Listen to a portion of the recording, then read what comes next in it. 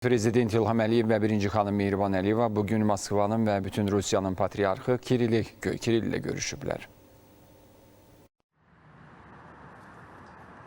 Dövlətimizin başçısı və birinci xanım qonağı qarşıladılar.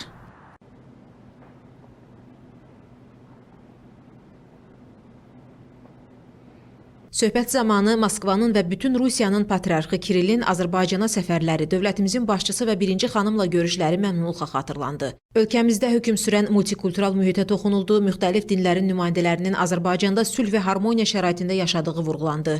Bu xüsusda ölkəmizdə pravoslav xristian icmasına göstərilən diqqət və qayğıdan bəhs edildi. Bu icmanın nümayəndələrinin də Azərbaycanın ictimai, siyasi və mədəni həyatında layiqincə təmsil olunduğu vurğulandı. Dini tolerantlığın təmin edilməsinin dövlət siyasətinin əsas istiqamətlərindən biri olmaqla yanaşı, eyni zamanda xalqımızın həyat tərzi kimi uzun illərdir mövcud olduğu bildirildi. Sonra Moskva və bütün Rusiyanın patriarxı Kiril, Rus Pravoslav Kilsəsinin birinci dərəcəli müqəddəs Knyaginya Olga ordenini Azərbaycan Respublikasının birinci vitse-prezidenti və Heydər Əliyev Fondunun prezidenti Mehriban Əliyevaya təqdim etdi.